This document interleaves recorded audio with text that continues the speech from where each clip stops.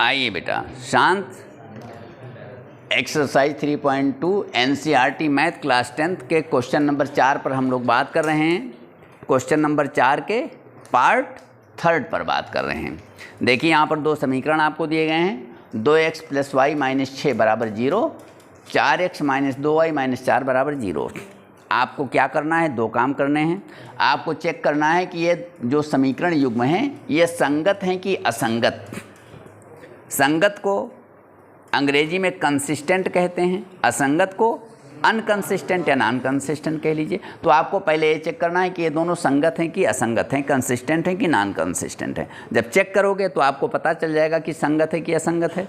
अगर आता है कि असंगत है तो आपको वहीं पर रुक जाना है, आगे कुछ नहीं करना है, क्योंकि यहाँ पर लिखा हुआ है असंगत में नहीं, और संगत है तो ग्राफीय विधि से हल करना है।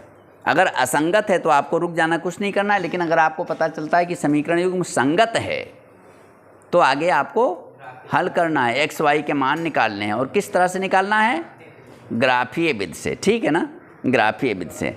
4 तरीके हैं आपके कोर्स में, विलोपन विधि, प्रतिस्थापन विधि, वज्रगुणन विधि और ग्राफीय विधि। तो किससे हल करना है, ग्राफीय विधि से हल करना है। करूँ अब आगे, आइए बेटा ध्यान दें, सब लोग ध्यान दें।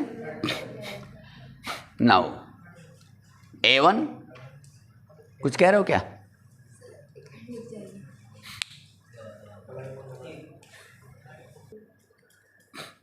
आ जाइए। A1 कितना होगा, 2 ABC। मेरी बात सुनिए, x का गुणांक a होता है, y का गुणांक b होता है, बाकी जो होता है वो c होता है। तो इसमें भी ABC इसमें भी निकलेगा, ABC इसमें भी निकलेगा। तो एक में ABC को A1 B1 C1 लिख दो, एक में A2 B2 C2 लिख दो। तो A1 कितना हुआ, 2 हो गया, और B1 कितना हुआ, ये y का गुणांक 1 हो गया, और C1 कितना हुआ, -6 आ गया। और यहाँ पर आइए, A2 कितना हुआ बेटा, यहाँ पर अभी समीकरण में लेंगे x का गुणांक 4, B2 कितना आ गया, -2, और C2 कितना आ गया, -4। क्लियर? A का मतलब x का गुणांक, B का मतलब y का गुणांक, बाकी सब C। 2 समीकरण हैं, तो एक में A1 B1 C1 लिख दो, एक में A2 B2 C2 लिख दो, जैसा कि मैंने यहाँ पर किया।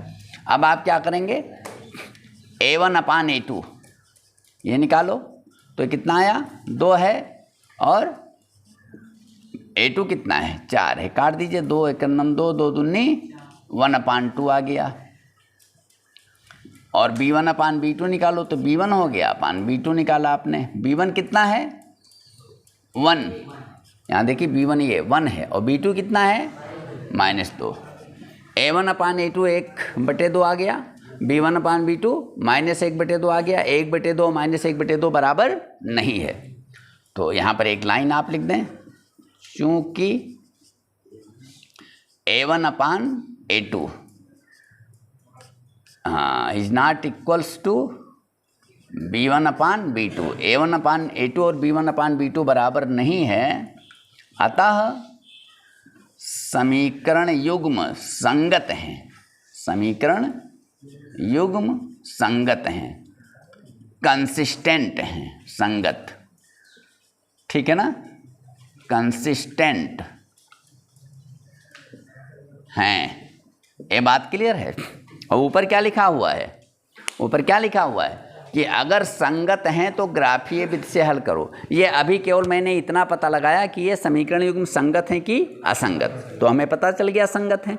तो अब आगे काम बढ़ गया, क्या बढ़ गया, अब ग्राफीय विधि से हल भी करना है, ठीक है ना। तो ग्राफीय विधि से हल करने के लिए आइए, इसमें भी हम x और y के 3 मान लेंगे, इसमें भी 3 मान लेंगे। आइए कैसे करते हैं मैं बता रहा हूँ आपको, ढंग से देखते जाओ। 2x + y - 6 = 0 है। पहले एक समीकरण की बात मैं करता हूँ, इसमें x और y के 3 मान हम लेंगे। 2x + y - 6 = 0 हो गया, समझ रहे हो नहीं? तो चलो बेटा यहाँ पर y को हम यहाँ रख लेते हैं, और बाकी सबको शिफ्ट कर देते हैं। तो y को यहाँ रखेंगे और बराबर के इधर सबको लेकर जाएंगे तो निशान बदल जाएगा। 6 y अपनी जगह पर है, 6 यहाँ पर माइनस इधर जाएगा तो प्लस हो जाएगा, और 2x इधर प्लस इधर जाएगा तो y बराबर 6 माइनस 2x। ये बात क्लियर हुई सबको? ये बात क्लियर हो गई नहीं? इसमें मैंने y को x में बदल लिया। क्लियर? ठीक। आइए अब ऐसा ही काम यहाँ पर भी करेंगे। ये क्या है बेटा? 4x माइनस 2y माइनस 4 बराबर 0। ठीक है ना? हम चाहते तो जो है x को यहाँ रखते, y को इधर कर लेते, लेकिन तब ये 2x था तो फिर 2 से हमें भाग देना पड़ता।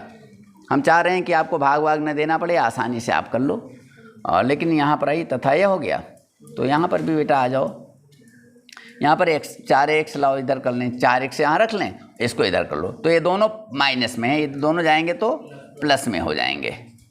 2y प्लस 4, लेकिन अब यहाँ 4 है तो भाग देना पड़ेगा। x बराबर क्या आ जाएगा बेटा? 2y प्लस 4 बटे 4 कर लिया, कोई दिक्कत तो नहीं है। ये आ गया। यहाँ पर भी x y में बदल गया और यहाँ y x में बदल गया। सबको समझ में आ रहा है? देखिए y यहाँ रख दिया और 2x और माइनस 6 को इधर कर दिया है, माइनस था प्लस हो गया, प्लस वाला माइनस हो गया। इसमें 4x अपनी जगह पर है, ये दोनों इधर आ गए तो इधर माइनस थे इधर प्लस हो गए, फिर ये चूँकि 4x था तो 4 से भाग दे दिया। ठीक है, अब यहाँ पर आ जाओ। ठीक है ना? इसके लिए हम x और y के 3 मान और इसके लिए भी 3 मान लेंगे, एक बॉक्स बना लो। समझ में आ रहा है? ऐसे तो मैंने बताया है, बॉक्स बना लो। यहाँ इसके लिए भी बॉक्स बना लेते हैं।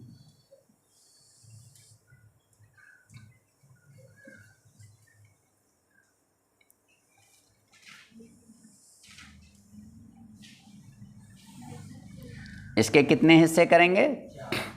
4 हिस्से यहाँ कर लो, बीच से भी। इसके कितने हिस्से करेंगे? 4 यहाँ पर भी कर लो, कर लिया ना? और x और y यहाँ कर दो, यहाँ पर भी x और y कर लो। नहीं समझे? हो गया। कम से कम x y के 3 मान यहाँ भी निकालिए, 3 मान यहाँ भी निकालिए। बनने को ग्राफ आपका 2 मान से भी बन सकता है, लेकिन 3 मान आप निकालिए ताकि कहीं गलती हो तो आपको समय से पता चल जाए। तो यहाँ पर बेटा y का मान x पर डिपेंड करेगा, है ना? y का मान x पर, x का मान अपने हिसाब से सुविधा अनुसार आप लेते जाओ। 0 1 2 3 4 5 1500 कुछ भी लेते जाओ, लेकिन बहुत ज़्यादा बहुत कम मत लीजिए ताकि ग्राफ आपकी सुविधा से बन जाए। बहुत बड़ी बड़ी गिनतियाँ ना हों, बहुत छोटी गिनतियाँ भी ना हों। ठीक है? आइए, तो y बराबर जैसे मैं यहाँ पर x बराबर मैं 0 ले रहा हूँ। एक बार समझो, x बराबर क्या ले लिया मैंने?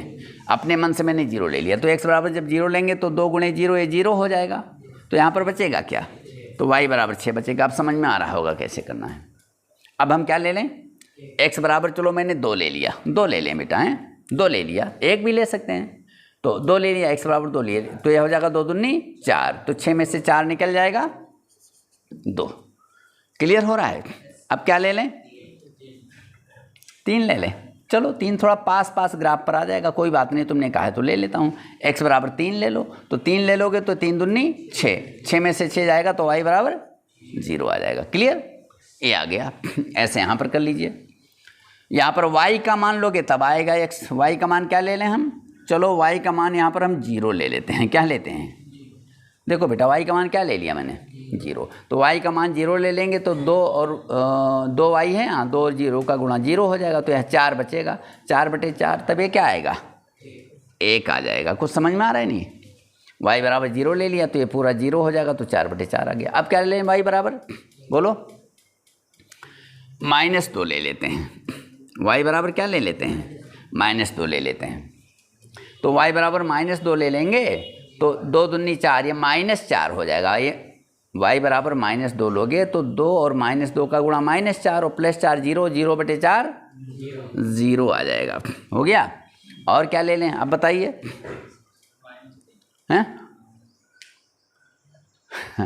कुछ भी ले लो, चलो 2 ले लेते हैं। कितना कहा तुमने? -3। कितना कहा था? -1। ऐसा करो बेटा, ऐसा मान लो -1 हम ले तो लेंगे, तो फिर -1 ले लेंगे तो 2 1 2, ये -2 आ जाएगा। 4 में से -2 निकल जाएगा, 2 बटे 4 तो बटे में चला जाएगा। बनने को तो बन जाएगा, लेकिन मैं चाह रहा हूँ पूरा पूरा मान रहे, बटे बटे में ना रहे। ठीक है ना? 2 ले लेते हैं, कोई दिक्कत नहीं है। y बराबर क्या ले लें हम 2, तो ये जब 2 ले लेंगे तो 2 दूनी 4 ये हो जाएगा और 4 है, 4 4 8, 8 को 4 से भाग दोगे 2 आ जाएगा। क्लियर, कोई दिक्कत तो नहीं है, समझ रहे हैं नहीं? सहूलियत वाला मान लीजिए ताकि आपको कोई ज़्यादा दिक्कत ना पड़े। ये क्लियर हुआ, सबको समझ में आ गया? आगे अब इसका हम लोग ग्राफ खींचेंगे, तो पहले ग्राफ तैयार कर लें। आइए बेटा आप ग्राफ खींचते हैं। देखिए मैंने x एक्सिस और y एक्सिस खींच दिया, और अगर आपके पास ग्राफ कॉपी है तो उसमें केवल आपको एक खड़ी लाइन एक पड़ी लाइन खींच लेना है, कोई दिक्कत नहीं, उसमें सब लाइनें बनी रहती हैं, आपको पता होगा। और ये जहाँ पर वाई एच और एक्स एच काटता है इसको हम क्या कहते हैं? मूल बिंदु या ओरिजिन कहते हैं, ओ से दिखाते हैं। अब पहले हम इसकी ग्राफ लाइन खींचेंगे। x0 और कितना है y 6, x0 y 6। अगर x 0 होगा तो देखिए ग्राफ खींचने का तरीका होता पहले हम x अक्ष पर जाते हैं, बाद में y अक्ष पर जाते हैं। लेकिन अगर x 0 होगा तो x अक्ष पर हम नहीं जाएंगे, सीधे y अक्ष पर जाएंगे। और y 0 होगा तो वो बिंदु केवल x अक्ष पर स्थित होगा, फिर y पर नहीं जाएंगे। ठीक है, आइए यहाँ ये 0 का x 0 है तो x 0 है तो हम x अक्ष पर नहीं इधर जाएंगे नहीं इधर जाएंगे। y कितना है 6 है, तो सीधे आप y पर चले जाओ। वैसे जाया कहाँ जाता पहले? x अक्ष पर, लेकिन यहाँ पर x अक्ष पर मैं क्यों नहीं गया हूँ? क्योंकि x 0 है। ओके, अब बेटा x पर 2 है y भी 2 है, तो x पर 2 कदम जाओ और y पर भी 2 कदम जाओ। ठीक है, हाँ x पर पहले 2 कदम जाओ, ये 2 पर हम पहुँच गए, फिर y पर भी ये कर दिया मैंने, और y पर भी आ जाइए, ऐसे। समझ में आ रहा है नहीं? ये बिंदु आपको मिल गया।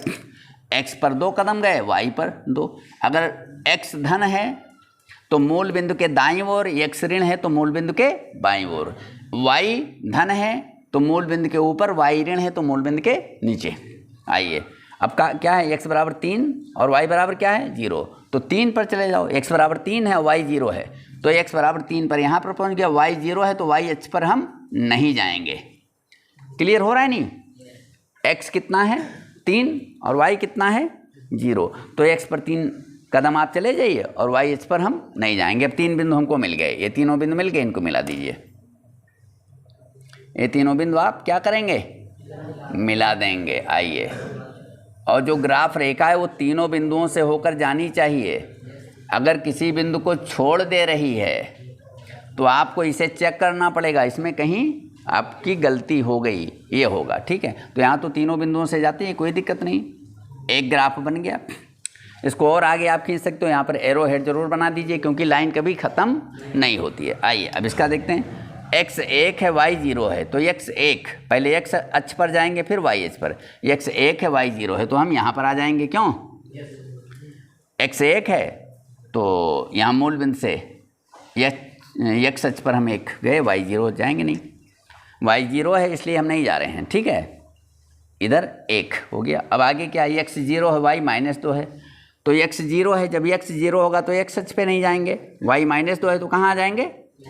यहाँ पर आ गए, ये हो गया। और क्या है बेटा? एक x 2 है तो y भी 2 है, तो x 2 और y 2, ये तो कॉमन बिंदु मिल गया दोनों में। क्या? ये कॉमन बिंदु मिल गया। ठीक है, आइए इसको मिला दो, इन तीनों को मिला दिया। ये देखिए तीनों से जा रही है आपकी ग्राफ लाइन, जा रही नहीं जा रही है? आइए बेटा अब इनका ज़रा डिमार्केशन कर देते हैं। क्या है ये? क्या है? 3,0, ये क्या है? 2,2, और ये क्या है? 0,6, और ये क्या है? यहाँ पर लिख दें 1,0, ये है, ध्यान देना। और ये क्या है? ये वाई एक्सिस पे है ना, 0,-2 हो गया, नहीं हुआ? ये जो पहले लाइन मैंने खींची है ये किसकी है? 2x + y - 6 = 0 की, इस समीकरण की ये ग्राफ लाइन है। और दूसरी ये जो ग्राफ लाइन है ये किसकी है? हाँ, 4x - 2y - 4 = 0 की, ये ग्राफ लाइन है। क्लियर है? इसको भी मैंने दिखा दिया। क्लियर? ठीक है ना? ये ग्राफ लाइन इस समीकरण की है, ये ग्राफ लाइन इस समीकरण की है। हो गया नहीं? अब इसमें प्रतिच्छेद बिंदु कहाँ पर मिल रहा है? हमेशा ये P मैंने दिखा दिया। मेरी बात सुनो बेटा, अगर A1/A2 और B1/B2 बराबर नहीं आएगा तो ये रेखाएं प्रतिच्छेद करेंगे एक बिंदु पर, और ऐसी दशा में अद्वितीय हल होते हैं। अद्वितीय हल का मतलब x का केवल एक हल होगा, y का भी केवल एक हल होगा। तो ये प्रतिच्छेद बिंदु का जो निर्देशांक जहाँ पर दोनों ग्राफ लाइनें मिल रही हैं, इसका मतलब हुआ, देखिए दोनों ग्राफ लाइनें जहाँ पर प्रतिच्छेदित कर रही हैं, इसका मतलब ये बिंदु प्रतिच्छेदन बिंदु दोनों ग्राफ लाइनों पर है ना, वही हल हो जाएगा। ठीक है ना, यहाँ पर मैं लिख दे रहा हूँ, लिख दूँ, कहाँ लिखें यार, यहाँ लिख दें, दिख रहा है, चूँकि,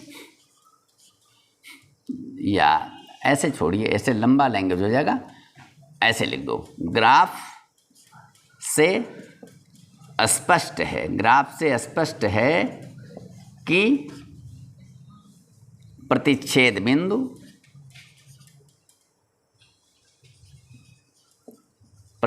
बिंदु को पॉइंट ऑफ इंटरसेक्शन कहते हैं। ठीक है, प्रतिच्छेद बिंदु के निर्देशांक, प्रतिच्छेद बिंदु के निर्देशांक क्या आ गए, 2, हैं, और अतः x बराबर भी 2 आ गया, ये x हो गया, ये y हो गया, x बराबर 2 आ गया और y बराबर भी 2 आ गया, यही हल हो गया। क्या हुआ, यही हल हो गया। क्लियर। इसको हल मैंने क्यों किया, क्योंकि समीकरण युग्म संगत था, संगत होने पर हल करना था, तो हल कर दिया मैंने।